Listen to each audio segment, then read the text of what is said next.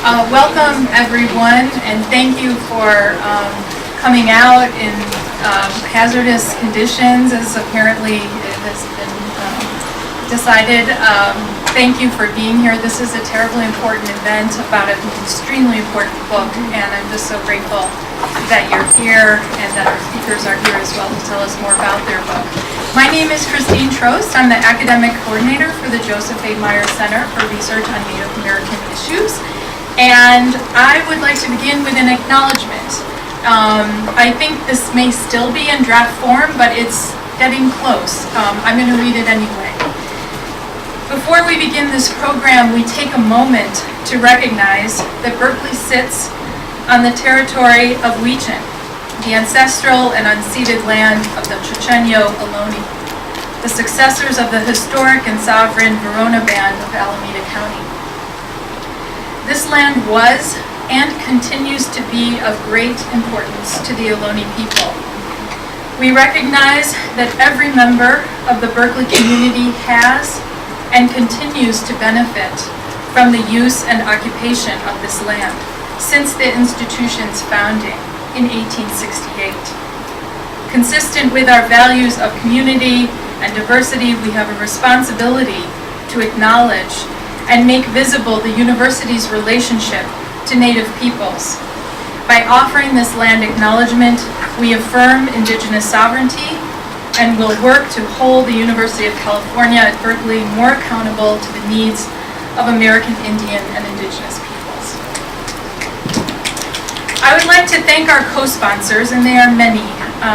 The American Indian Graduate Program, Native American Student Development, American Indian Graduate Student Association, Native American Studies Program, the Indigenous Language Revitalization Designated Emphasis, and UC Berkeley's Graduate School of Education. Immediately following this talk, and we'll have time for questions and answers as well and discussion, but immediately following that, we will have a reception that is sponsored by Native American Student Development and will include delicious small bites and teas from Ohlone food traditions prepared by Vincent Medina and Louis Trevino, who are co-founders of Makamam, which means our food in Chochenyo Ohlone language. That's going to be set up outside this room. We invite you to fill your plate and your cup and bring it back into this space for the reception. It is my pleasure to introduce our speakers today, Nicole Myers-Lim and Jolie Proudfit. Nicole Myers-Lim is a lawyer, an educator, a Native parent, and a tribal member of the Pinoleville Band of Homo Indians. She is executive director of the California Indian Museum and Cultural Center in Santa Rosa. She also serves as an attorney and national trainer for the National Indian Justice Center. And she is co-chair of the Government Relations Committee for the California Association of Museums and secretary for Tribal GIS. She received her BA in Peace and Conflict Studies from UC Berkeley and a JD from the University of San Francisco School of Law. She is a former assistant professor of Native American Studies at Sacramento State University and has also taught courses at San Francisco State and Sonoma State, and also teaches courses here, a course on federal Indian law at UC Berkeley. In 2010, she received the National Center for American Indian Enterprise Development 40 Under 40 Award. And we're delighted to have you here. Our second speaker is Dr. Jolie Proudfit. She is a descendant of the Pechanga Band of Luiseño Michis Indians. She is professor and departmental chair of American Indian Studies at California State University, San Marcos. She is also director of the California Indian Cultural and Sovereignty Center and founder and executive director of California's American Indian and Indigenous Film Festival, which happens every November. She received her MA and PhD in political science with an emphasis in public policy and American Indian Studies from Northern Arizona University. In 2002, she was appointed the first special advisor to the Honorable Cruz M. Bustamante, Lieutenant Governor of California at the time, for California Indian sovereign nations. In 2016, President Barack Obama appointed Dr. Proudfit to the National Advisory Council on Indian Education. Dr. Proudfit and Ms.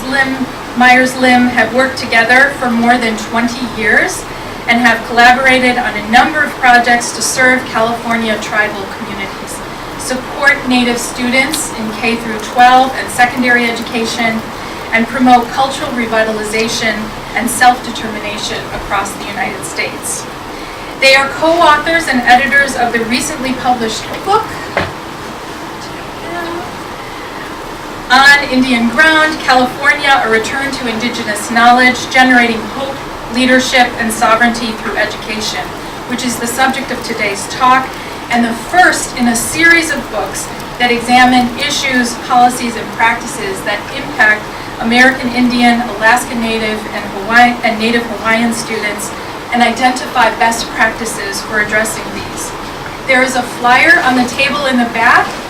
For those of you who are interested in purchasing a copy, it provides instructions on how to do that for the lowest price. So with that, I'd just like to thank you again, and please everyone join me in welcoming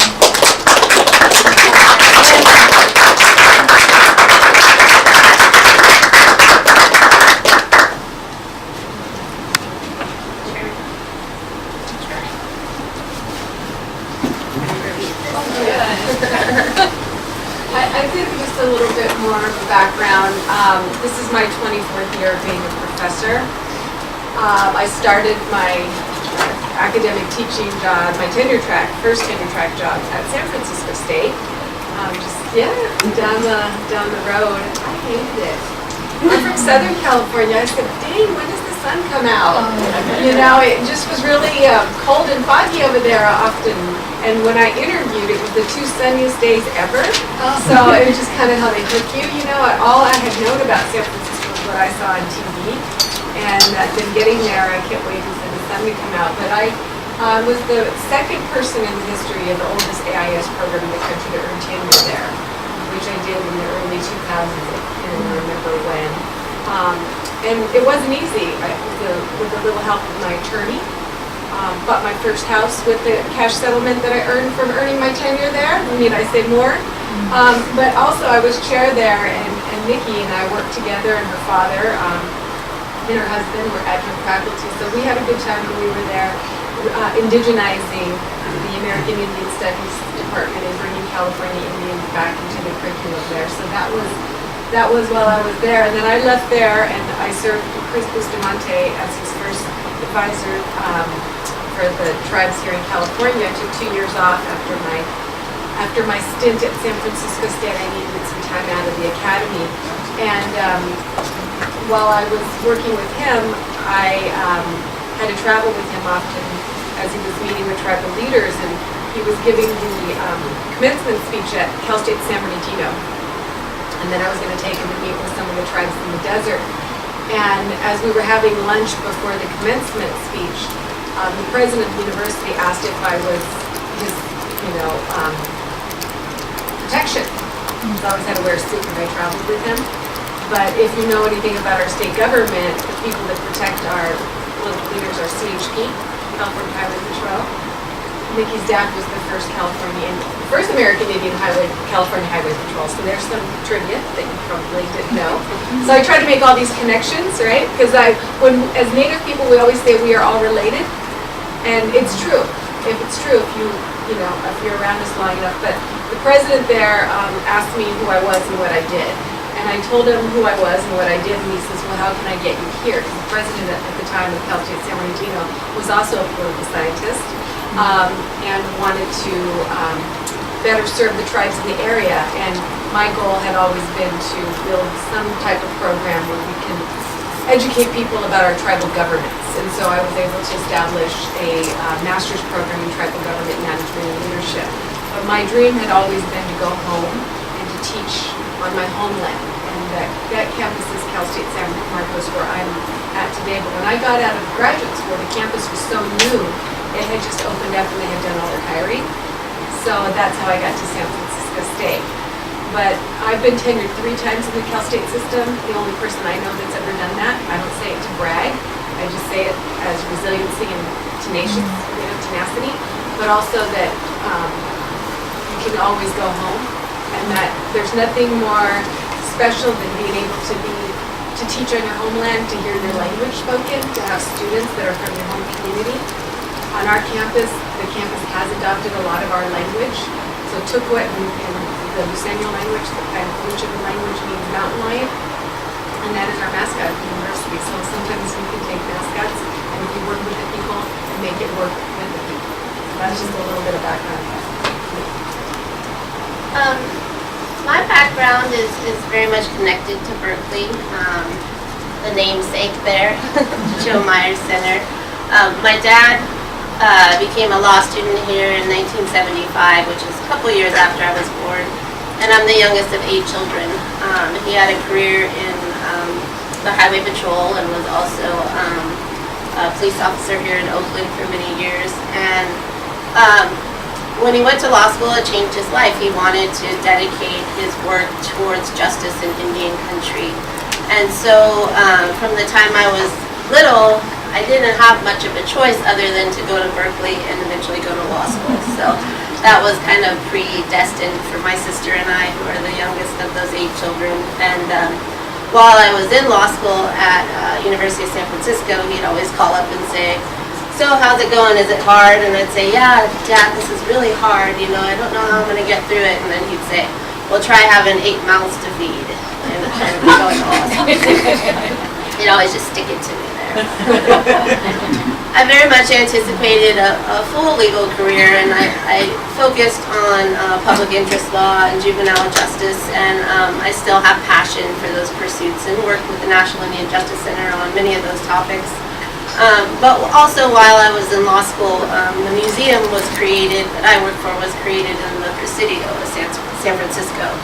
And so I started the practice of giving 4th grade tours of the Presidio and talking about Native history there. And at the same time, while I was taking constitutional law and learning about things that impacted Native people, I sort of had an awakening in the sense that I thought that we could do a lot more towards education and changing minds in the classroom before all those biases develop when you get to the courtroom and there's no hope for a good decision. And so I really wanted to focus on education and providing a resource for Native youth that I didn't see available when I was growing up. And so my dedication has been towards both of those things.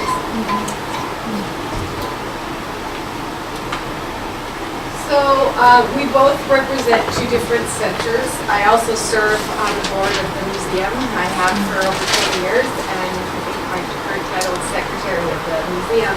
But I wanted to share with you a little bit about the California Indian Culture and Sovereignty Center at Cal State San Marcos. Cal State San Marcos is located in North County, San Diego. We have 18 reservations in San Diego County, the highest number of reservations of any county in the entire United States.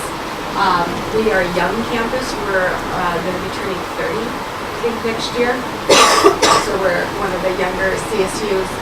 And one of my goals prior to coming to Cal State San Marcos, when I was at San Bernardino, our president, when she came in 2005, put together a Native Advisory Council made up of tribal leaders, educators, and folks from the community to advise her at this fairly new campus. And one of the things that we said was that we need a center dedicated to California Indian culture and sovereignty, because we didn't have that, and California Indians were often overlooked and forgotten prior to tribal government gaming.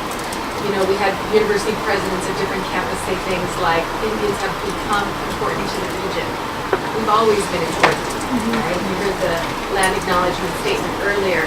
So it was important for us to have a place, and we thought, what better place than San Marcos, given the number of tribes in the area. So our purpose for our center is to foster collaborative research and community service between the faculty, staff, and students of the campus and members of tribal communities for the purpose of developing and conducting research projects that support maintenance of sovereignty and culture within those communities. And that's important.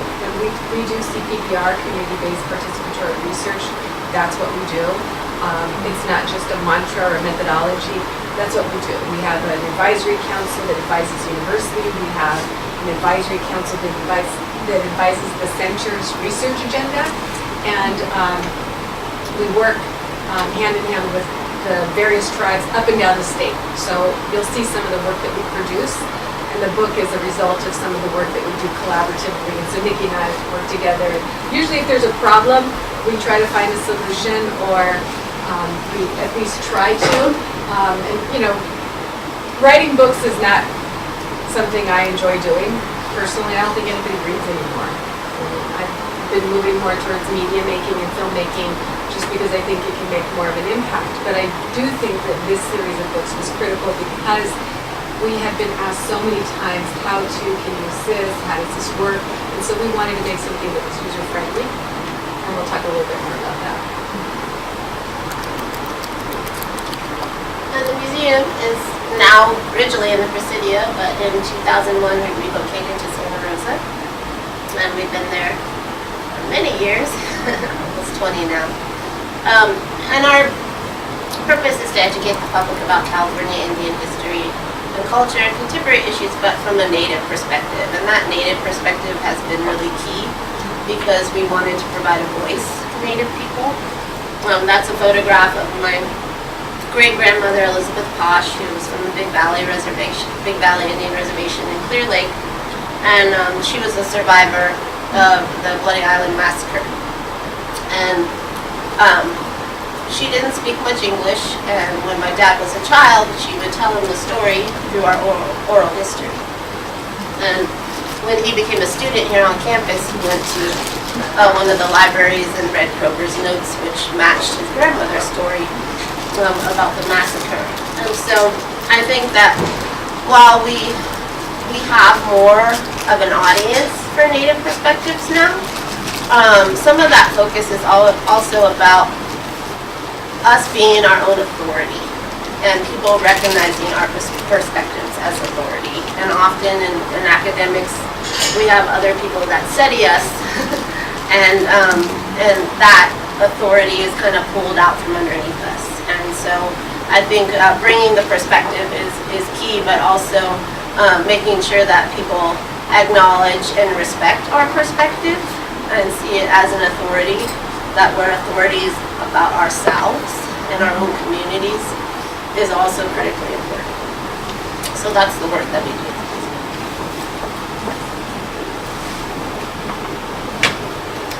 So there's the book. The title, I wrote an article maybe 15, 16, 17 years ago for the Tribal College Journal. And I really believe that education is the path to self-determination. I do believe that. I come from, a mother with a 10th grade education, a father with a 6th grade education. And when we talk about sovereignty, what makes a tribe sovereign is its people. But what makes people sovereign is to be self-determined. And, we've seen lots of things happen in this country and to Native people. I mean, we've been seeing, internal colonization efforts where tribal identities can be ripped from tribal people, tribal cards can, disenrollment, but they can never take your sovereignty away, your culture away with your knowledge, right? Your cultural knowledge, your academic knowledge, so that truly makes you sovereign. And so when I wrote that article several years ago about that title stuck with me, and, returning to that power, returning to that Indigenous knowledge, and so that was the intention of this book. This series is devoted to research and practice, but this is the first in a series of 10. Yeah, when I set my mind to do something, and Vicky's like, what? But I'm like, we have to do it, and we needed really 12, but 10 was a good start. We're going to cover the entire United States, and we have wonderful guest editors from those regions covering those areas because teachers need this, parents need this, communities need this, and so I think it's just a real important subject, and we've gotten some really wonderful feedback. This book seeks to illustrate recent methods, procedures, and applications designed for educators, and seeks to highlight tribal-specific intervention by sharing best practices. We all go to so many conferences, and I'm so burnt out on conferences, not to mention the time and resources. We really need to showcase what's working, and how can we replicate that in other communities. And so that's what we were trying to do with this. It was easier said than done. I don't think I ever want to do another edit of anything ever. Everybody says they want to write their article and get it into in time, and most people don't. We haven't. We're good. So it's easy to read. Again, it's place-based learning, which uses the methodology Indigenous ways of knowing. And each volume will include models, case studies, and references or links to both curriculum materials and current research.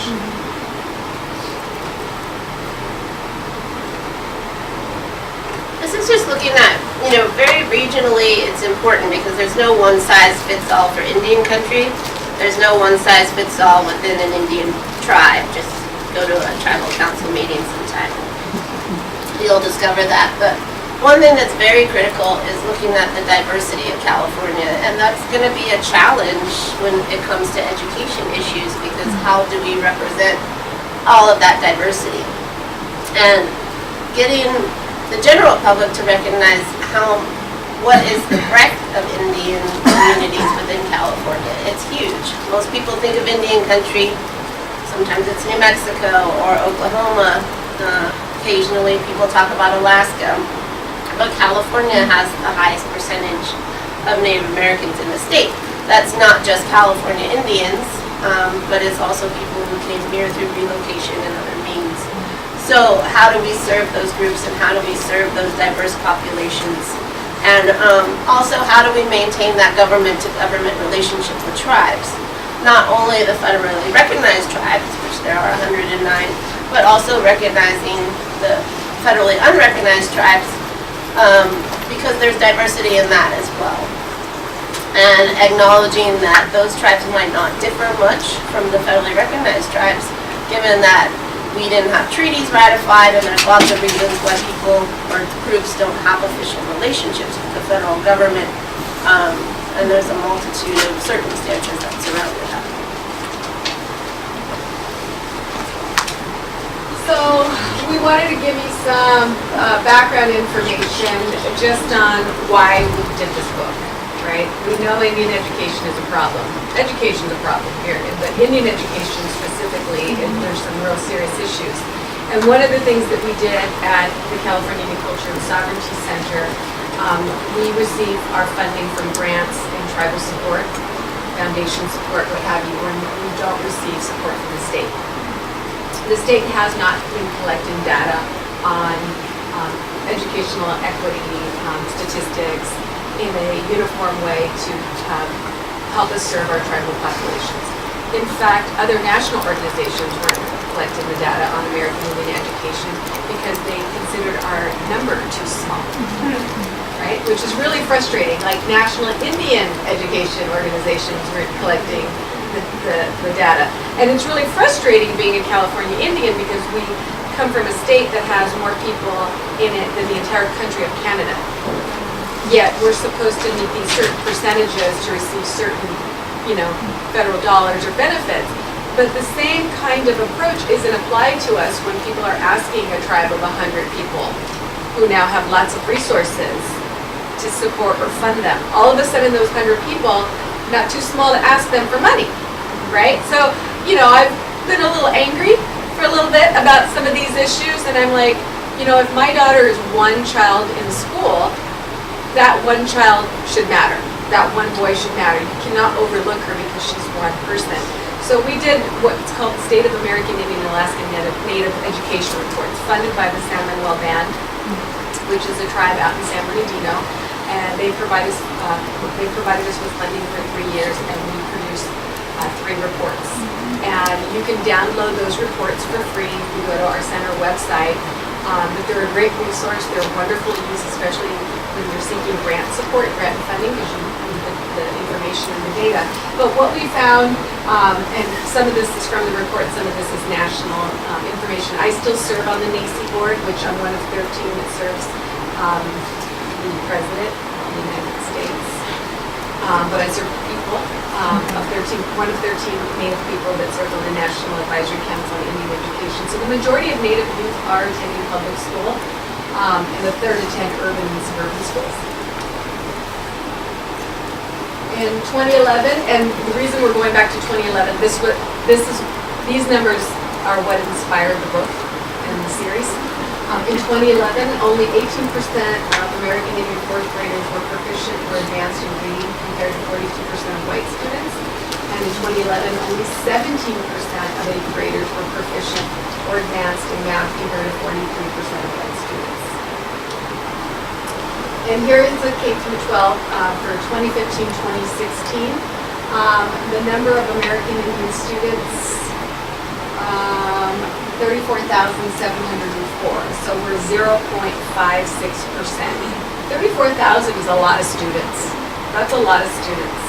And those are a lot of students who are often not getting services because schools don't know how to collect the information. They don't know how to outreach information to them. Majority of our students are in public schools. We have one VIE school, Sherman Indian High School in Riverside, but the rest of them are going to public schools, and we have a couple of tribal schools.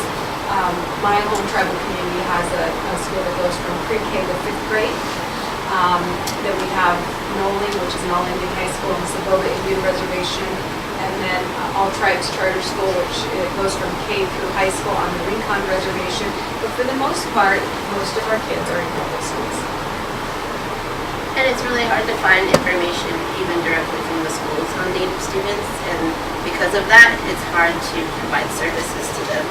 We have a tribal youth, Native Youth Employment Training Program, and when our staff was bringing the program to different high school campuses around our county, we were told sometimes that they didn't have any Native youth on campus. And after we did some digging, we found out that the schools who were saying that actually had the largest populations of Native students. They just weren't admitting it. And the way data is collected nationally is a problem. I can tell you in California, in the university environment, if you mark the box that you are American Indian and Hispanic, Hispanic will cross out American Indian and they will only count the Hispanic. So many of our universities, for example, in California, become Hispanic serving institutions, which then they can qualify for federal dollars. In order to be considered a NASME, which is a non-tribal Native American serving institution, you have to have 10% American Indian student population. Think about that number. That's pretty significant in a state with this large of a population. The campus that comes closest to the 10% is mine. We have a 4% American Indian student population, which is the highest of any campus per capita. And we still can't qualify for those federal dollars. So here you have all these federal funds available to NASMEs, and we don't have a single one in California because we can't reach that 10% benchmark. So even resources and programs designated for us, we can't reach them because of the way they collect the data. And so like this fall, somebody submitted a report to me from our campus, and they said that there were 44 American Indians on our campus. And I'm like, no, where did you get this number? And so I met with them, and I met with our institutional planning, and they weren't counting the majority of our Native people. So the statistical, genocide is something that's very real.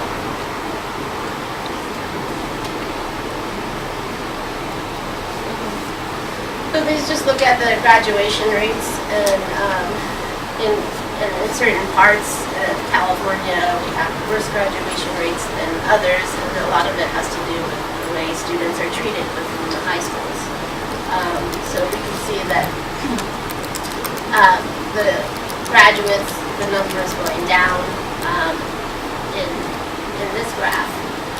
But it's still something that we worry about. And there's even some schools that have negative graduation rates when it comes to Native students. That other things happen to students while they're in high school, from violence and other things. This also looks at dropout rates. And again, at least the dropout rate number is decreasing, but it's still a significant issue. We have to look at dropouts in terms of the negative experiences that kids have K through 12. I was listening to a speech by Kevin Gover recently from the National Museum of the American Indian, and he was talking about how it's very sad that a child can go through a K through 12 experience and learn nothing that makes them proud of their ancestors. And so, you think about that, and especially in California, where we have this you know, incredible genocide that occurred that no one wants to acknowledge, 2 of those. And about that Native child's experience and how much that Native child is going to feel that that education reflects something that's honest and truthful and useful to them. And you can see from the dropout rates that more likely than not, they're not going to. And the 2 primary causes that we have found for dropouts are cultural insensitivity, right? Not seeing yourself in the curriculum or having a bad experience, and resources, economics. So those are the 2 reasons when it comes to Native children. And that's obviously something that's going to follow you, right? If you drop out, you have limited opportunities because of that. So racism is something that all of the students point to, and you know, we both were victims of the California public education system. I remember what it was like in 4th grade. I was told that California Indians didn't exist. I brought my dad in for show and tell. He's 6'3" and a pretty big guy, so it was fun for everybody. But, you know, it places a huge burden on the child who identifies themselves as a Native. Because then they either have to teach the teacher, right? They become in the position where they have to be the authority because the teacher starts running stuff by them, or their identity is challenged. And that's a real issue too. So, you know, we work a lot in our tribal youth programming on connecting youth to culture, but often when youth come in, you know, I've heard kids say, I don't feel Indian enough. And it's like, well, what does Indian enough mean? You know, you're Native and your interpretation of that is your own journey. And so it's really hard for children to navigate through a school system that's constantly throwing negativity at them because of who they are. And the other thing that we found too recently with a lot of our youth is that much of the racism becomes a status quo, and they don't always recognize it as racism. And so sometimes we'll interview them and say, well, you know, do you feel, have you heard this before? Have you heard that before? Well, yeah. Well, you know, that means this. And they go, oh. And, you know, we feel bad because the light bulbs go on and all of a sudden, you know, they're becoming very sensitive to these things that are going around them. But it's also very worrisome that when these things are the status quo and our Native youth are numb to them, you know, it's so indoctrinated into the fabric of America that we can't fight it if we can't see it. My daughter's in the 2nd grade, and she just told me this past summer about an experience she had in kindergarten. And I think she's politically savvy enough to know that she needed to wait some time. The kindergarten teacher retired, but the kindergarten teacher had invited everyone who can speak a different language to come to the front of the class to share like a word, right? Be culturally inclusive. So my daughter goes up because her first language, we taught her her colors and her animals and her numbers in Decennial. So she's excited to go and share what she knows, and she's a very confident little girl. And the teacher says, well, what language do you speak? And she told her, she goes, that's not a language, go sit down. And my daughter told me that this summer, and told me that it happened in kindergarten. It stuck with her. It will forever stick with her. You know, but I think a part of me thinks that maybe she held it back because she knew Mommy might go a little crazy. Because I remember doing that, not telling my mom everything that I experienced for fear that she would go to school and move me out of it. My daughter's looking at me right now. Yeah. Oh, you're going to get your train. We're going to be sending you up in a minute here. So 1 in 4 high school graduates who took the ACT scored at college ready level in math. Only a third of American Indian high school graduates scored at college ready level reading. The most shocking thing that really disturbed me when we were doing these studies and looking at the data was not only were our high school graduation rates low, we knew that, right? We know this is not news. What really bothered me was less than 1 in 4 students who graduated, American Indian students who graduated from California high school met the A through G requirements for university. That is like, your degree's not worth the paper it's written on. What is happening? why are these students graduating and not having the choice, the opportunity, and we still see that. So one of the things that we're doing is to make it a policy issue that shouldn't be a choice. Everyone should be graduating A through G compliant, so that you should be able to choose whether or not you want to go to a four-year university. It's too late by the time you're a senior going, I want to go here, and you don't have the requirements. So less than 1 in 4 were ready for a four-year institution. So the achievement gaps for American Indian students continue to widen. This increases the opportunity gap that we talked about. So we propose that public school teachers do not legally have access to culturally specific materials that would help mitigate the issues. Teachers are amazing people for the most part. 9 out of 10 are rock stars. They're amazing for what they do. And oftentimes they're like, teach us, show us, give us materials, help us do our job. And, federal government, they keep changing whatever the standards are. Teaching to the test, Common Core, No Child Left Behind. It's one thing after the other. And so, most of these teachers never had any information or background in American Indian education whatsoever. So what could we do to provide them with some useful, helpful tools to navigate the system and to make a difference? So we're constantly working to provide culturally relevant materials that they can use in the classroom, but also a text that they can quickly look to get them up to speed. Book again. And so these are some of the authors. Only 2 of the authors are non-native, and we wanted to hear from Native people, and we reached out to California Indian people primarily from up and down the state. You can see there's a couple of authors that had 1 or 2 submissions. Kishan, who's from Humboldt, has a couple of chapters in there. But we had 2 chapters on history, and one told it through the story of the basket, like a traditional story. And we thought it was so important to have both of them in there. One was just kind of an overview of history, and one told it through kind of a traditional lens. So we thought that was really important. And then, we just asked different people from throughout the state. Some people came through, some people didn't. We had to sub some people out. But what we're hoping with this series is that every region basically follows like at least 12 of the chapters, and then they can add, so that there's some consistency there. Let's see, what is funding and finance and school accountability. Chapter 14, that delayed the book for about 2 years.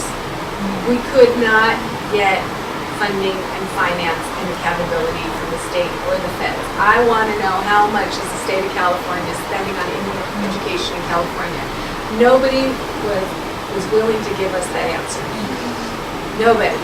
With all of our political influence and know-how, with our wonderful relationships with Superintendent Torlakson, we still couldn't gather that information. So Rodney did the best that he could. He was the very last person. We had a woman from Hoopa actually writing that chapter, and she just gave up. She's like, I can't get the information. So he kind of pieced some stuff together. It's not all the information that we would like, but that held the book back because I thought that chapter is too darn important. We need to know how much you're spending on our kids. And I have to say, we don't have a philanthropy. So we're going to go and talk about maybe just a couple of chapters in the book. In chapter 7 is a chapter that we worked on together, Teaching Truth, Social Justice.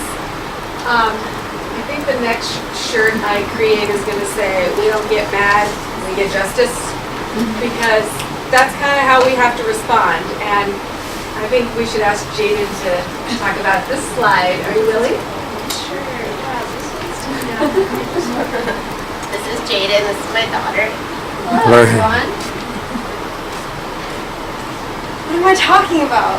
Well, in this chapter, it started out with an essay that she wrote in 7th grade, and she got an award for it, and it was published by Native News for California. And it really focused on her school experiences, and she had many to choose from. And so, you know, it's really important, I think, that as we look at education, that we're talking to youth and hearing their experiences and hearing what they need. And so I was fortunate enough to be, you know, raising a daughter who was going through the system, and I have a son as well. And, you know, and that's why, you know, she was looking at me during that time that Jolie was talking about the kindergarten class, because I was that parent who hair was on fire and I was marching towards the teacher's door, and the teachers would pull down the blinds and lock the door and go, oh God, here she's coming again. But, you know, it's partly anger because she's learning stuff that didn't change since I was in that seat 30 years ago. Part of it's historical trauma, that I'm very much being triggered by these things, and, you know, part of it's motherhood, that you better not poke the bear. And so I think that it personalizes it, and when educators are looking at why there's a need for this type of reform, they can hear about some of the experiences that kids have in the classroom. And it doesn't matter what school you go to or how forward-thinking the teachers are, when the racism is just part of the fabric of society, it's always there. So you want to share some of your experiences? Sure. I recently today found out that writing piece of mine was in the book. I didn't know until today.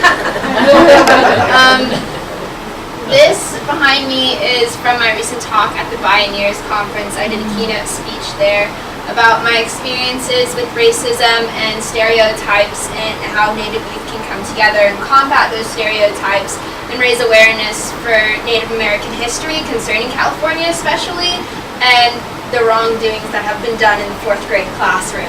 So some of these are listed. I find that most of my experiences in school, racism has come from the teacher rather than my peers.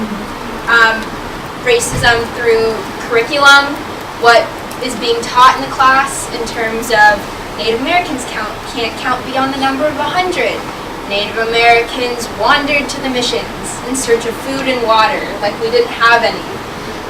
So I find that a lot of the racist comments and battles that I struggled with would come from my teachers rather than the students. The big one was, I did a speech 2 years ago with Michelle Obama at the White House, and the big deal with that was that my high school dance team had done a mock Native American ceremony for their Peter Pan themed dance show for the resurrection of Tiger Lily. So I had mentioned that dance in a speech at the White House, which was broadcasted and televised, and I was interviewed during that day, so people were able to Google me and find out which school I go to and connect the dots at which school, what dance team, where this was going on. So the school was getting a lot of bad publicity for this event that they had put on, and I received a lot of backlash at school for calling it out. Later, it ended up resulting in the school dance team having to take cultural education classes about further dance performances that they would do based on which culture that they were doing a dance on. So say if they were doing a Bollywood dance, they'd have to research Indian culture. So that's what it resulted in, but it also resulted me in leaving the school because I felt that my efforts could be focused other way and in other places to better prevent this from happening to any other Native American students throughout California and throughout the country. So I left that school and began online school so that I could better maximize my time and what I was doing. But yeah, that's the majority of what has happened throughout my racism in school. And my hope was that, you know, I'm a 50-year-old with a 7-year-old. My plan was that Nikki was gonna like trailblaze and resolve all the problems with her kids, and then my daughter wouldn't have to deal with all these issues. But as you see, no matter how long you wait to have a child, we have to change this now. This has got to stop, because she shouldn't have to leave high school. She shouldn't have to in any way feel excluded. No child should, you know. So it's truly Native children are left behind. And it's, as she said, it's not unnecessary the peers, it's the institutions, it's the teachers. So hopefully we're going to change that. And I think there's an important message too in that sometimes is overlooked is that when we challenge the power, there's pushback. And Jayden challenged that white privilege at that private Catholic school, and they didn't like it. And here she was coming from a high profile position and at the White House, and everyone was singing her praises. And those students said that they were offended, and she said, "You don't get to be offended. I was offended." But there's that sense of pushing back on that balance of power and labeling Native students and Native professors as people who are just too sensitive, or people who just want political correctness, or all of these things that try to invalidate our argument. And that's the real unfortunate part of this equation. One of the projects that our campus did, or our research center did, and we partnered with the high school youth that Nikki works with through the museum. I love GIS. I think GIS is a wonderful tool to tell a story. And what we've been dealing with mascots forever, and to try to get people to understand the issue. And so one of the things that we did is I had my students in my American Indian Studies class map out nearly 9,000 K through 12s here in California, and to locate all the schools in California that have Indian mascots. We found that there's 176. This is California, not Kentucky. The progressive state of California. Do you know that there's a part of Central California that you can go from K through 12 and always be a mascot, a native mascot? Like, that is crazy, right? And so people don't hear you when they're reading it, they don't really care. But when you whip out a map and you show it to the governor and you show it to the assemblyman, And we blew it up that big too. yeah, huge maps, because you can't argue with what you're seeing there. And so we were able, in one semester, students were able to deliver this map to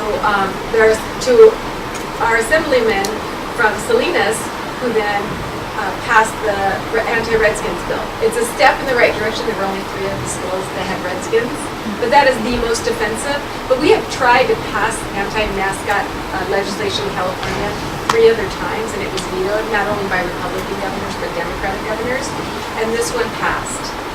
This one passed. And to have students engage in real research and to see it happen in real time, the impact of that, I just can't even put $1 or anything on that. It was really important for us.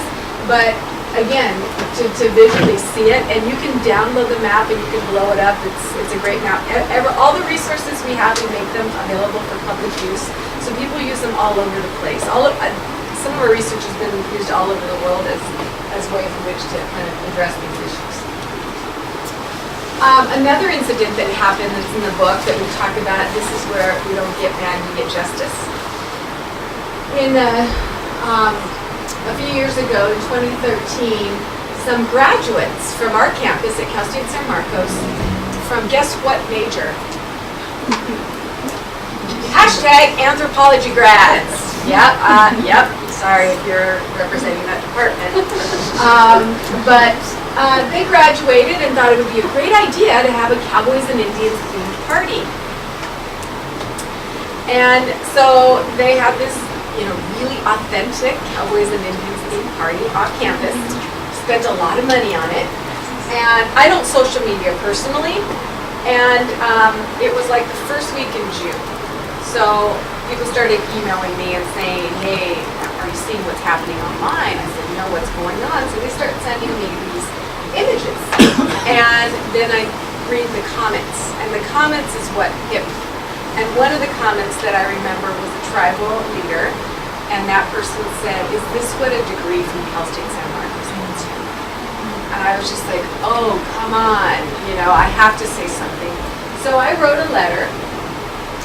On this letter. I wrote a nice letter. It wasn't so nice You know, my lovely Scottish husband was standing behind me saying, you cannot send that letter. You need to calm down, you cannot send that letter. He's the rational part of our household when it comes to things like this. So, you know, he walked it back with me for a little bit. I didn't call anybody names, I didn't call anyone racist. I'm an educated, civilized woman. And I just said, you know, come back to our campus. Come visit our center, come visit our students, come visit our tribal liaison. We have a tribal liaison, we have a Native Advisory Council, we have American Indian Student Clubs, we have a research center, we have all kinds of things, right? Come and get educated. And then I quoted my mentor and my teacher, Vine Delory Jr., who was, you know, like a father to me on my dissertation committee, and he taught me how to really challenge power. And I quoted him by saying, you know, we have to wage war intellectually. We have to be smarter, right? That's where we have to do better. When we know better, we do better. The next morning, and so we posted this on our center Facebook, just this open letter. The next morning, there were tons of messages to the Facebook page. They were all targeted at me. And the people didn't hide from, you know, their pseudonyms. They responded from their work emails. They were the parents of some of these people. They would not call me doctor. It was Ms. Proudfit. I was trolling the internet, attacking these girls. They weren't adult women with bachelor's degrees anymore, right? I was the perpetrator because I said, ouch, it hurts. And they not only did that, they threatened us, they called us. My husband's like, please don't go to the office this week, shut down the center. So I had said to my students, nobody else respond. We're going to do the letter. We'll put up a couple of books and educational videos. We'll do your not to respond. And I said, screenshot everything. I'm going to use this later on. Screenshot everything. By midweek, I get a call from the university. The family had hired an attorney and contacted the chancellor's office. I'm a full professor. So somehow I did something wrong. Things like First Amendment was being thrown out the window. They were talking about it's a fine line with social media, it's gray areas. You know, so I call my dear good friend here, who is an attorney who knows these issues, and she's like, here's the list of things you need to say this week. One, these people posted these images. They posted them on Instagram and social media. I responded to it. So I met with the university and said, would you mind, ever so nicely, they asked me to go ahead, if I would consider taking down the photos of these women. My letter's great. If you wouldn't mind, I said, the photos they put up, you want me to take those down? And as a center, we had already agreed by Friday at 4 p.m. we were going to take the images down because we didn't want it to consume what we do. I had the meeting with them, I think it was Friday at 4 o'clock. And so I listened and I said, yeah, we'll consider taking the images down. But isn't that interesting? Any other population, say a sexist joke, a racist joke against African Americans, you connect. Not a single person at the university spoke up on behalf of me. How painful do you think that was for my students? Where are my colleagues? Where are their teachers? They didn't say anything, right? So I was very upset, to say the least. I felt very disempowered, but I felt upset for my students. I felt like they were victimized and re-victimized. Some of you have seen these kind of posters around the country. I was like, oh, that's interesting. But you know what I don't like? Their faces. Really defeated. I'm not defeated. Jayden's not defeated. Nikki's not defeated. So I think we can do better. Well, so my class, one of my classes, this is again doing research with your students, and I also happen to own a media marketing company, so I know a little bit about marketing. I said, why don't we come up with a poster series that's better than what we've seen out there, right? But let's look at the 5 major groups that are targeted based on the EEOC, right? Department of Fair Employment and Housing. And, we came up with these posters. So these are students at our campus, and the tagline we came up with is, "There is more to me than what you see behind the stereotype. There's history." So they're ripping up the stereotype. I didn't like it. I didn't think it was good enough. This was kind of the first incarnation. Then we moved on, and this is what we eventually settled on. So what you see, this boy happens to be also from where I'm from, Michael Murphy. He's from Pechanga, business grad. He was a student at the time. And Maya, Good Blanket, was a student there in psychology at the time. Look at their faces. They're not victims, right? So behind him, there's a picture of Sitting Bull, right? A real person, right? Not a stereotype. And then I hired, this is a brother and sister team. I hired them, and then I went to Party City. And I bought costumes at Party City, because you know what Party City year-round has the Cowboys and Indians aisle, year-around. That's some racist stuff right there. And I just said, don't overdo it, just dress exactly like the package. This is what we have to deal with all the time. So we did this campaign, and then you have Donna Harris in the background, who's just a wonderful Native female advocate. These are the other ones. So you can see MLK, Senator Inouye, good friend of Indians, good friend of ours, who's here a lot to support our issues.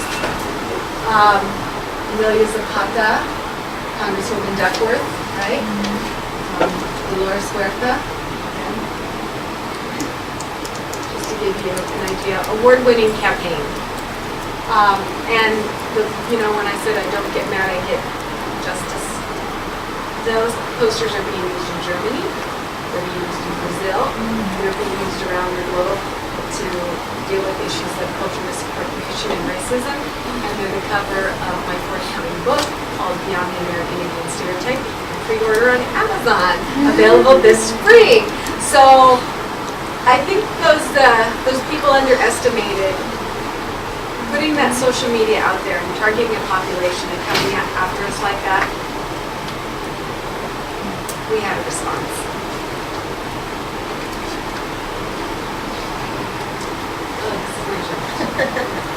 We have a chapter in higher education. I'm going to quickly go through it. So our 2016 report, which you can download for free, looks at the 23 education centers in California. Each year the report gives you data from K through 16, looking at public institutions. And then the final year, we added a report on the 23 ed centers. We also mapped using GIS. So online, you can click your area code, or your zip code, and using the 2010 census, you can find out exactly how many high school graduate from that high school. So if you know that there are 10 American Indians graduating from your high school, and it only shows 2, you can do something about it, or the reverse, right? So GIS is a fantastic tool to engage people, but it's pretty amazing how we use that. So we use story maps to do that. It was the 3rd and final publication based on the grant. Again, this was funded by a tribe. Who should be funding these reports? The feds and the states. The feds and the states, right? It should be user-friendly. I wish I had the reports are in my suitcase. I meant to bring some to have. We make really pretty glossy reports because I want people to use them. Online stuff is fine, but when you're going to meet with your legislator or your principal, it's nice to have a nice, easy-to-read report that not only has numbers and data and graph, but narratives that parents can use. So that's what we did with those reports. It updated all the previous information. 14.6 decrease in American Indian graduates from 2010 to 2015. Our largest cohort of high school graduates was the class in 2010 with about 3,100. Completion of the UCCSU A through G requirement. It's slightly moving up since we first started doing the report. I think a lot of it is with a lot of our screaming about that. I can tell you the new superintendent of San Diego Schools, he actually is part Native. And he came from the Linwood schools where he made it mandatory that A through G, you can't graduate without doing A through G, so he's going to do the same thing for us in San Diego. I'm really excited about that partnership. So we've seen an increase of 2.1% from the A through G, 36.59% decrease in American Indian dropout rate from 2010 to 2015, so slightly. The post-secondary educations, you can see the different prices, and we're at one of them. I represent one of the 23 CSUs, to give you an idea. And then you can see our American Indian enrollment. In the California community colleges, we have about, let's see, I'm reading sideways, 8,814. In the CSU, 7430, and then in the UC 9851, and then it's a decline, right, 2012, and then an increase for 2013. And then our faculty and staff at our institutions, that number is whoever marks the box. So on my campus, they tell me that there are 14 American Indian faculty.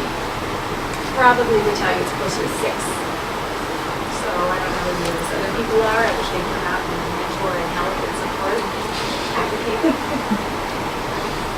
And then looking at like American Indian Studies majors and departments, you can have, in the community college, you have 4 of them. For American Indian Studies majors, San Marcos is pending, that's old. We have been a major for 3 semesters now. It took 10 years, but we've been a major for 3 semesters now. And then these comparative majors.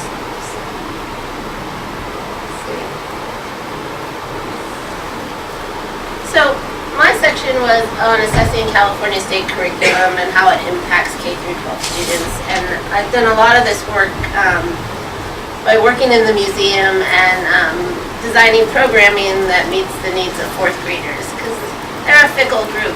It can go sideways on you real fast. So we've been looking at different ways that we can create teacher resources and counteract things that we see in the classroom that aren't appropriate. Do you remember this, Jayden? After Jayden was in 4th grade, I decided I would switch her school. My kids have been to about 3 or 4 different schools because I think if it's broke, let's try something different. And so we never quite find something that's exactly fixed. But after her experience in 4th grade, we moved on to a international baccalaureate curricular system that was very open-minded and exciting at a private school in Hillsburg. We're in wine country. And so they were really good at having the children present. And one of the things that they did in 5th grade was assigned all the students different regions. And Jayden was very excited because she picked California. She wanted to study her own region. And they were instructed to make a display and have an outdoor museum and have other children from the school come around and visit them so that they could educate them about the region. So it also required dress. And so Jayden, very carefully, got some fabric from the store, but hand sewed abalone. It wasn't, regalia, but it was something that was, reflective of California Indian culture. And most of the kids went to Party City. And I went to observe. I tried not to be the parent with the hair on fire because I wanted to tear it all down. But I watched what the kids responded to. And as I saw the kids go around to the different kiosks that the kids had developed, most of the kids were very attracted to this young woman. And it was because she wore a costume that was familiar with what their idea of Indians were.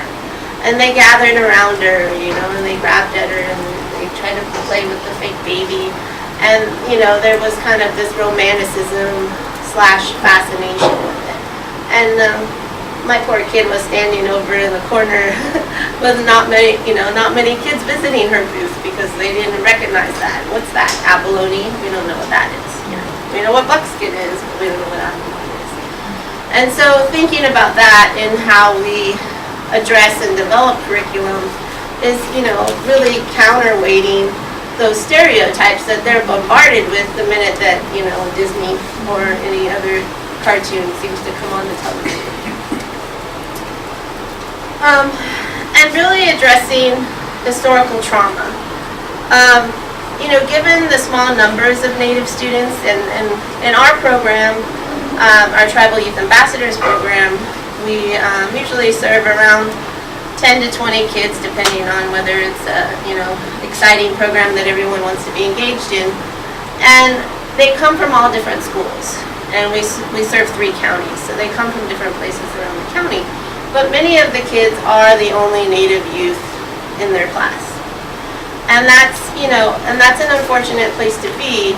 Number one, if you're hearing information that is negative about your people, or misinformation that, you know, often is outright lies about history. And then 2, if you have no support system for that. You know, if you have no other Native children in the classroom to work with, that's that sense of marginalization.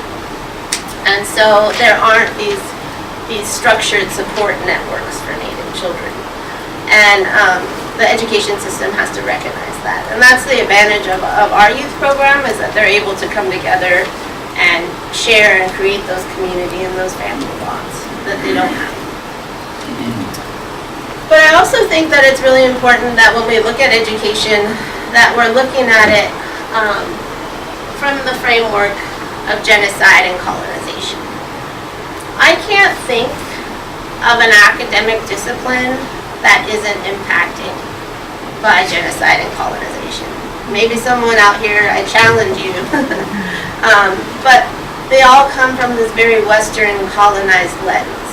And when we think about what is the root of that, you know, it's based on pure racism, right? You know, for the first time that we see the doctrine of extinguishment, later called the doctrine of discovery, right? When Columbus came around. It happened way before him in 1100, but it was to wage war on all non-Christians in the world, right? And extinguish them, right? Stamp them out. And so this is what our educational system and all of the academic research that's done about Native people, this is what it's grounded in. And so we really have to recognize that in how we address and overcome it. And so one of the things that I like to use as a framework when I'm discussing this with teachers, principals, and educators is really acknowledging the stages of genocide. If we really know valid California history, and you know, I say this all the time, it's not California Indian history, it's California's history, right? You know, the rest of the non-Indian community has to accept and embrace it even though it doesn't feel good. We've all had to wear the burden. It's one of the problems we have with the Ancestry.com when people find out I'm Native, and it's like, well, that's great that you found that out, whatever percentage, but we're still carrying the burden. We're carrying the trauma. We're carrying the awesomeness too, you know, because we're resilient and miraculous and all of those things. But it isn't just a sense of this is how my chart came out, right? We carry the history of our ancestors. And so in looking at these different stages, I won't go into them because we don't have time, but the last stage is denial. And that's the part where you blame the victim. And you say that, you know, that you take away their power and call them sensitive, right? And hire an attorney if they criticized your cowboy and Indian party. And so we have to acknowledge that we're still in this phase of genocide, that we're still in the denial phase. And that as long as we perpetuate history that leaves out the story of what happened to Native people, we're still cycling in this. And this is where we're stuck. And so I think that, one, we can look at the importance on the Native child and the psyche. And I really don't like, to look at, I don't like Native children being labeled at risk. Right, Christina? I complain about that at work all the time. Because they're not percentages. They're not labels. Yes, we have percentages of dropout. Yes, we have percentages of suicide. We have a lot of negative percentages that other people do too. But we have to focus on the strengths and our assets. And while we're still here, my good friend Vincent out the door, he said to me recently that we were talking about when people come up to you and they judge you based on your appearance. So, are you Indian? Okay, well, how much? Because if you say you're Indian, it usually just doesn't stop there, right? Then it goes like, well, how much are you? And so I met a woman recently, and she didn't even ask my name or if I was Indian. She just put out her hand and said, how much? And I said, what? And, I fell into her trap. I was like, well, my mom is European, and I started giving her my family tree, and then I was like, wait, what am I doing? And so, Vincent told me a good tagline. He said, just tell them you're 100% miracle. That's all they need to know. And, and our existence, our ability to still be here is resistance. And so we have to focus on those assets of Native youth. They have the ability and the capacity. It's the system that doesn't serve them. And that's what has to change. And this is, this is inherently the problem. This is why Jayden changed 4th grade. This came home in 4th grade. And, there's some inherent problems. Make a drawing of pictures of uninhabited California. When was it uninhabited, right? Oh, that comes from Doctrine of Discovery, right? Wasn't that one of the tenets? That the land had to be uncultivated and the people uncivilized, so that was how they took the land, right? It all cycles back to that. And then here, create a musical instrument and a dance ceremony.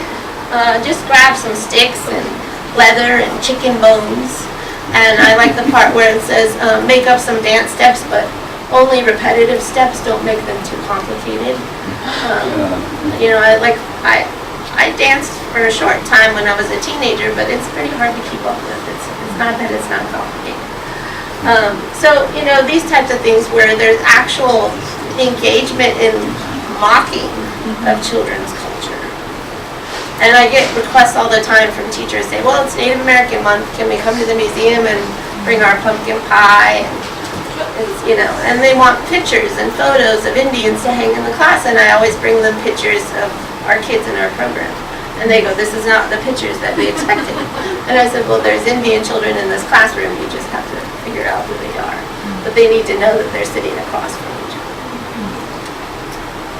So we came up with one strategy, and there are many solutions, and we're gonna have to try on a few things to figure out what works. I know that there's been some strategies that really looking at focusing on regional curriculum so that the tribes in certain regions have the ability to weigh in on what's being taught about their people. And I think that's really important. However, because we're a statewide institution and we don't try to represent all the tribes in California because that would be too ambitious. But what we try to do is focus on what our commonalities are. What have we experienced together? Often that's, colonization. And what I see with the statewide curriculum when it comes to 4th grade, where they learn both genocides. They learn the missions in the early part, and then the gold rush in the second part. And the gold rush does not mention anything about Indians, even though 90% of the men sent to the mines were Native. And so, by keeping it in the 4th grade, that there can't be an honest discussion of history, because we can't talk about human trafficking and militia massacres. We can talk about it. Some of the kids are playing Fortnite lately, and they're pretty sophisticated, but teachers are uncomfortable, and their parents are uncomfortable. And so by keeping it there, we keep it in that sense of denial. And so we've done some different policy review, and we looked at Indian education reform that was going on in different states. And mind you, other states have fewer Indian tribes. And we looked at their models and compared and contrast, and one of the things that we liked was Montana's practices around the 7 essential understandings. And Montana put a lot of money behind this. They put teacher instructions, there was a government office and a liaison. And so I don't think it's a perfect model, but it was something that I felt was readily adaptable and digestible and not overwhelming. Because I've done lots of focus groups with teachers, and they don't want to take on something new and big and enormous. They don't have time, they don't have the resources. They also don't feel real comfortable learning new content because they are afraid to say the wrong thing, and often because racism is the status quo when it comes to natives, they do end up saying the wrong thing, and they do end up harming children in that class. And so we focused on adapting the 7 essential understandings, and they're very kind of oversimplistic, and that's okay because we're talking generally. You know, again, there's no one size fits all, but people should have an understanding of the diversity of tribes in California. They should have an understanding about identity and how identity is defined differently based on the individual and their walk of life and their contributions to their community.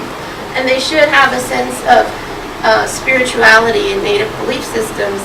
And definitely, you know, don't open every 4th grade textbook with Indians arrived when they crossed the Bering Strait, because the children who are sitting in your class might believe that they came from their ancestral territory.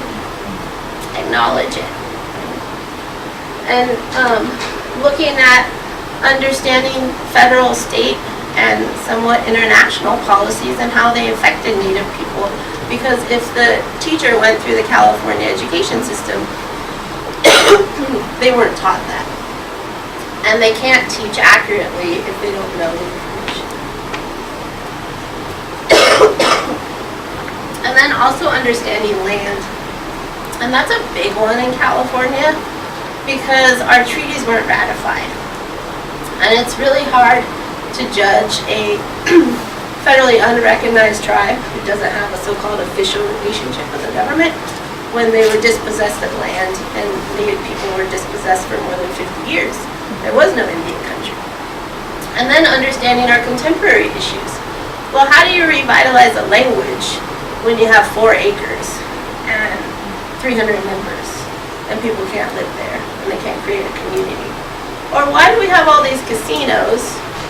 If you don't have land, there's not a lot of opportunity for logging or mining, right?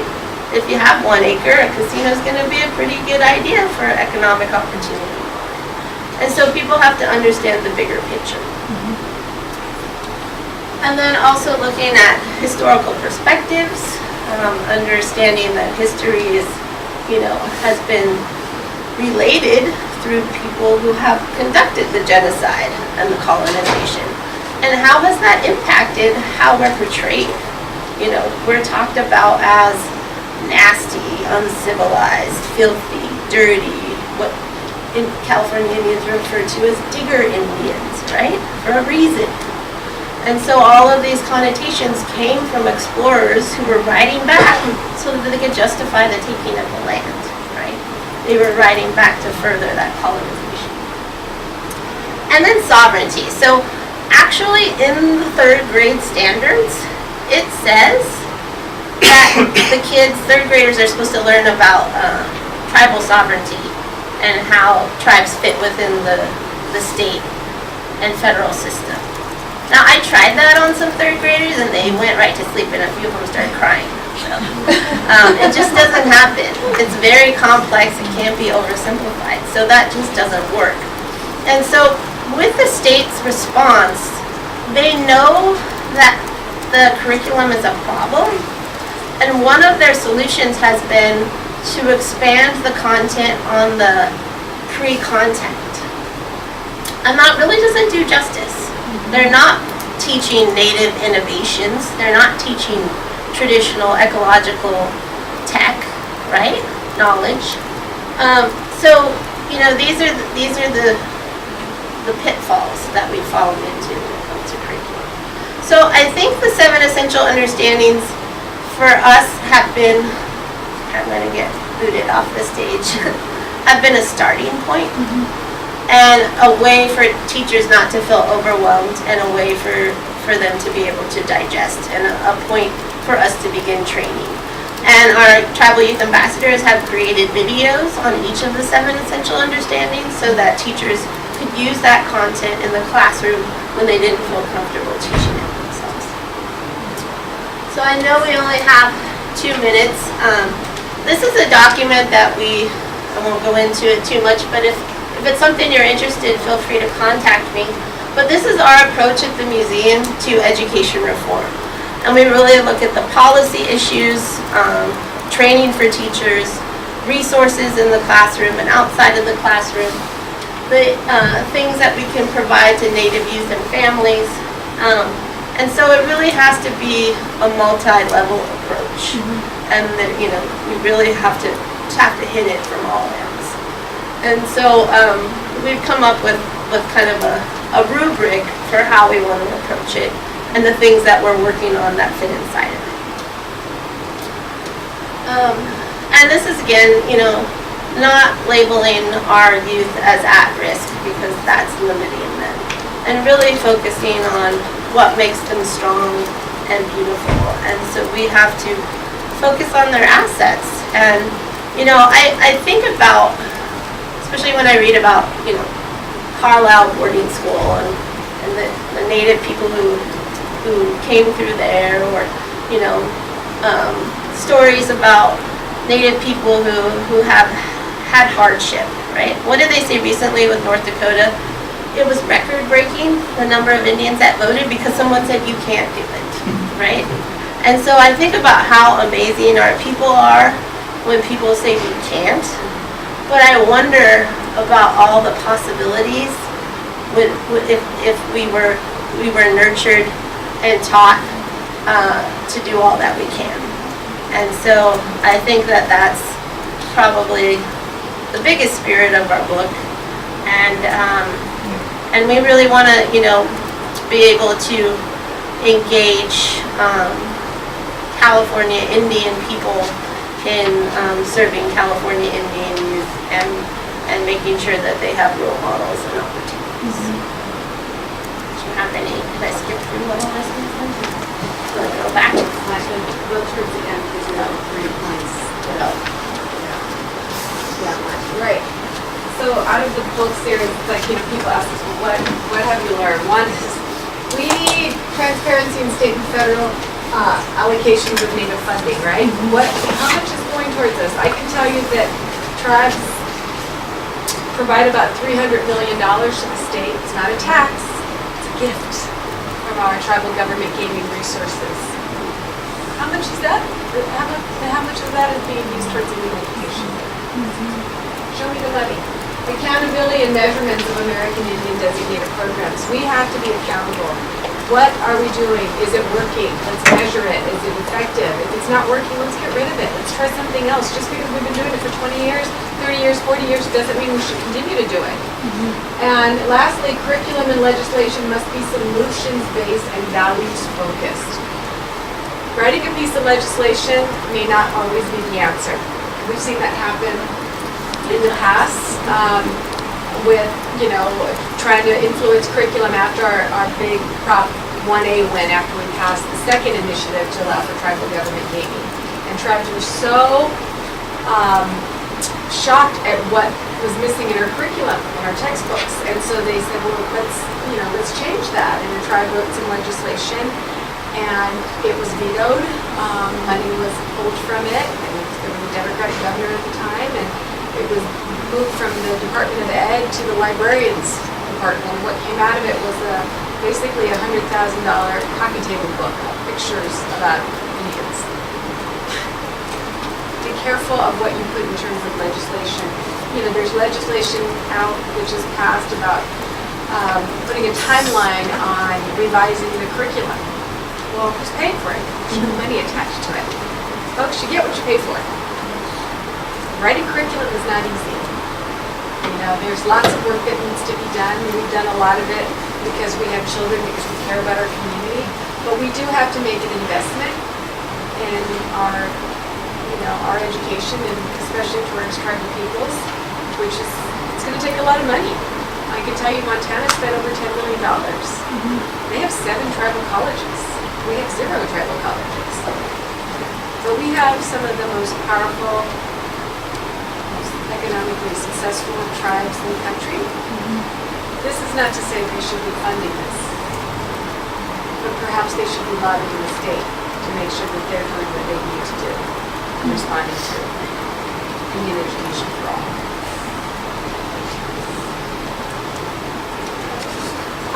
We have 9 other books coming out. These are the series editor. Our Southeast editor just dropped out, but the book is 2/3 done. So if you know of anyone from the Seminole Creek communities that wants to pop back in. These are well-regarded, well-known people in Indian country. The names will be familiar to some of you who know Indian education. And you'll see the release dates. We have a couple coming out in 2019, and most of them are coming out in 2020. So if you're not from California and you're interested in other regions, I would think it's a whole series. Make a nice collection out of it.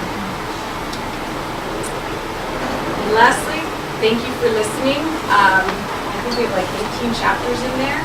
Really useful book, and we wish we could have put more in there. And you know, I'm just glad that Nikki agreed to do this and co-authored this first one with me, and appreciate your time.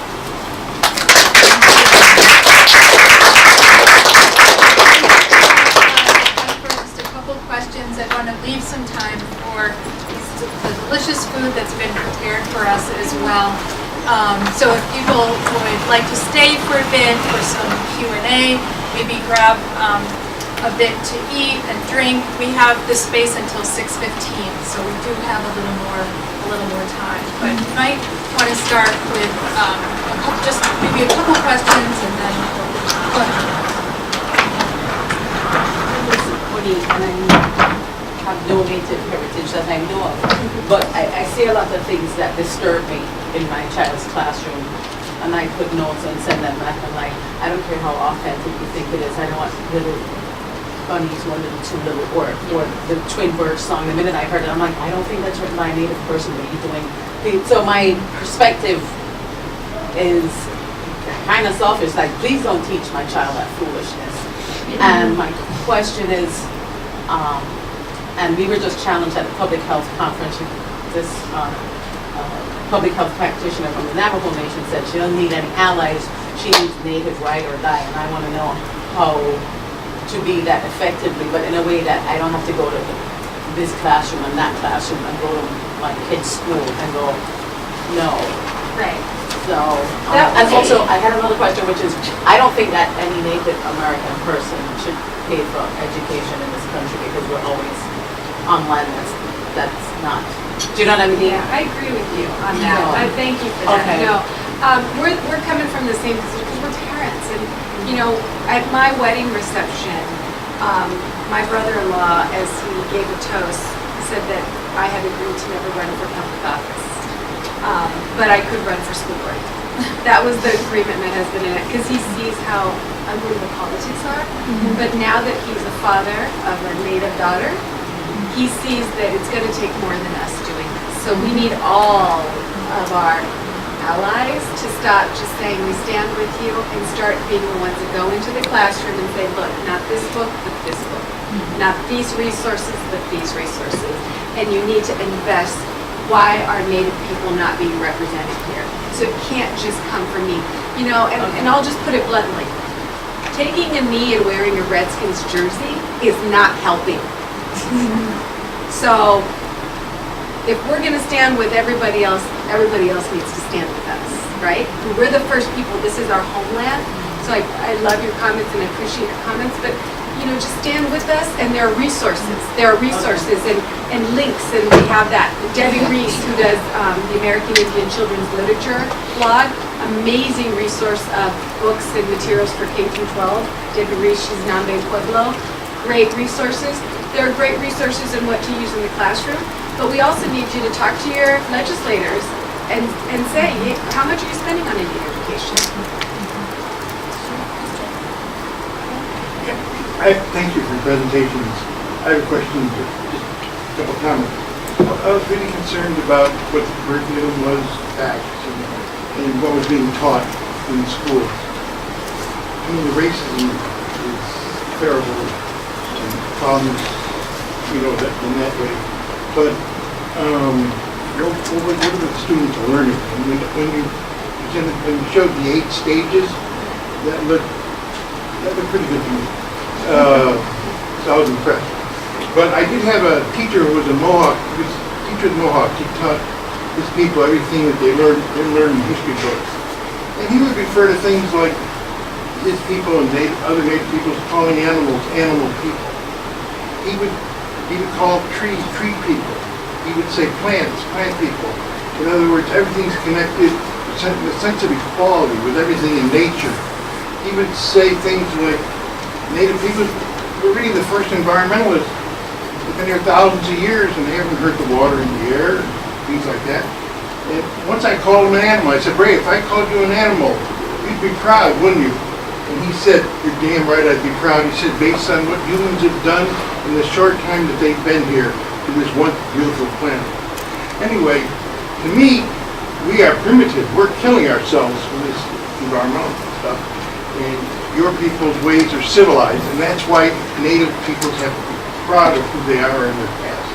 Anyway, also, besides racism, there's elitism.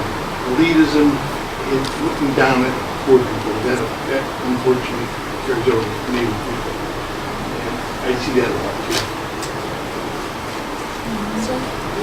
Hi, you mentioned something about that whether they are Republicans or Democrats, they have been in power for a long time and there have not been any changes. You just mentioned about we have representatives of African Americans, we have Latinos, we have Caucasians, and you name it. But I don't see Native America in power to represent us. And I think it's time, that's nice that we are reunited here, but we have to put legs to these things, and we need to do something about it. We need to start working, now that this book is coming up, we need to start working in trying to put together a representative so something can be done. I agree with your husband, I mean, let's keep pushing. That's right. So I hope that doesn't stay just in this classroom. I hope, and I really been praying for a long time, we need somebody. Okay, because enough is enough what Native America has going through. And we have to stop that, and I agree. I don't want any Native American to pay even for the dentist. I mean, so I really, we have a good team here to start with, and we are ready to go together. I'm glad to hear that. And last week election showed us that we're preparing and we're ready. We had our first 2 Native women elected to Congress. We had our first Native woman elected to Lieutenant Governor of Minnesota, Penny Flanagan. And we had our first California Indian elected to the state legislature, James Ramos, who is a strong advocate for American Indian education. I mean, a strong advocate. He was the first California Indian to serve on the state Board of Education, and he had to resign that spot to become a county supervisor, and replacing him is Nikki Sandoval, who was a PhD from Santanas Chumash. So we are making some forward, movement. We just need everybody else to go with us in that direction, right? Because we are 1% of the population. So we're limited in that capacity, but we can't do this by ourselves. And remember, when you're sitting at the table and there are no natives at the say, hey, we can't get started. We need some Indians at the table, right? So just don't forget, seeing us, acknowledging us, including us is a step in the right direction. Thank you. We are out of time, so I'd like to encourage everyone now to oh yeah, Vincent, would you like to, and Louis? say a bit about our wonderful reception?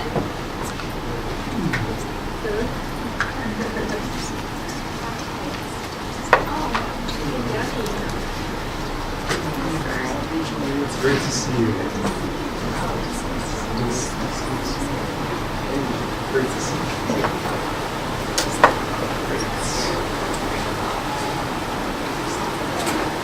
All right. Is this okay? Zahorsha tuhi maka kanagrakat Vince Medina. Ayerote kanamu ek matnan eraka Luis Trevino. So, hello to you all. What I said to you in the Chochenyo language, which is the first language of this area. Let's see if this works. I don't think I need it. I think it's fine. What I said to you is my name is Vincent Medina, and this is my partner, Luis Trevino, and we're glad to be here with you all. We're going to be sharing some of our Ohlone foods. And I'm a member and a councilman for the Moekma Ohlone tribe. And our people are thriving here in this area, and this is our homeland, and we never left this area. And so the fact that we can see so much of our culture come back home, our language and our stories, land stewardship, including now our food. We just recently, Louis and myself and members of our community opened up Cafe Ohlone, which is across the street from here in the back of University Press Books. And it's the first Ohlone restaurant in modern times. And so we're really happy to have that come back home. And so today we're going to be sampling a few different dishes, and they're centered around sherak, which is our way of saying hazelnuts. And right now it's hazelnut season, and hazelnut, it's native to California as well. And a lot of people don't know that, but there is a California species of hazelnut that we love and we gather and we enjoy very much in the present day. And there's a lot of intention that goes into these small dishes that are back here. And I want to acknowledge that Louis is half of the work that was done for this. And so thank you for all of his contributions to this meal. But what we're going to be having, the first dish, it's a hazelnut breaded sage leaves. And it has salt that our tribe gathers from San Francisco Bay. We go on salt gathering trips, and we gather in those same areas that we know our ancestors had. And that salt is in all of the savory foods that you'll be having, including those sage leaves. And it's covered in hazelnut flour. They're gluten-free, so none of our food has any gluten or dairy or anything that's processed or artificial. And so the sage leaves, they have that really great taste at home. The next dish, they're kind of like little cookies. They're grain-free hazelnut flour cookies. In our language, we call these sherak shetinen. And these, they have salt from the bay. They have wildflower honey that's local, and the hazelnut flowers that are the California hazelnuts. And you could dip that with two different things. There's a bay laurel and blackberry sauce. And the bay laurel we gather up in the hills. Louis and myself and members of our tribe, in order to bring these foods back home, we go on seasonal gathering trips, and then we have cooking classes, and then we have formal dinners for our tribal members and for our elders, so that these foods are reaching all of our people, and that they're a sustainable part of our identity in the future as well. And so that blackberry sauce has the bay laurel that comes directly from an area called Saklan, which is just right at the crest of the Berkeley Hills, and that's where my great-great-great-great-great-grandfather was born. And so that bay laurel is from there. Then there's also a hazelnut butter, and I know we're doing it strong on the hazelnut game, but right now they're in season, so we always want to eat what's in season. And the hazelnut butter has salt from San Francisco Bay, pop amaranth seeds, and a little bit of honey as well. And then there's a hummingbird sage tea that we just gathered this morning, and we're very happy to have that as a part of the meal. And we do want to caution, because we have to throw this out here. I know Christina knows what I'm going to say, but if you're trying to conceive, you might want to stay away from the hummingbird sage tea because it's a natural contraceptive. It's very mild, but we have obligations to be responsible as well. So, all right, so we're glad to be here, and especially aligned with what the message is of what Jolie and also Nikki, what they're bringing here, because Louis and I, we both care deeply and respect you both, and so having your presence here and being able to share the work that you all do and the work that you do for our community means a lot to both of us, and it means a lot to be able to see you both and to have you here in our homeland. So you're amongst the few invited, welcome people. So thank you. Always good to be invited. So we're glad that you're all here and that you can taste some of these flavors. So in our way, before we eat, we'll make a plate for our ancestors and offering plates that will stay to the side. We just ask for no photographs of that. And I'll share a few words of prayer in the Chochenyo language before we have some of these foods. And I won't translate, but the words are going to be for, as we eat these foods, we're eating the foods that we know our ancestors will recognize. And these foods give us strength and power, and we're grateful to have them back in our lives.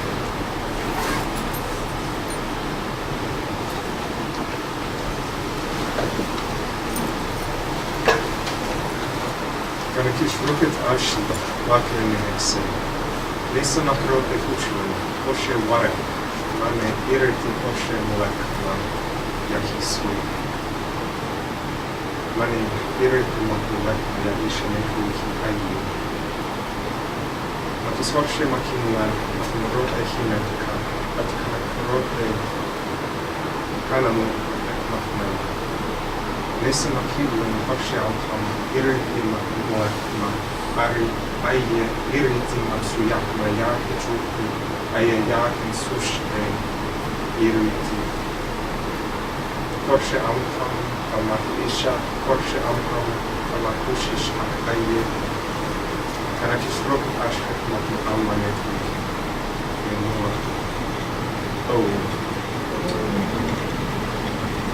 In our language we say Nesa Makalma, and that means now let's eat. So shall we say our elders first? Thank you.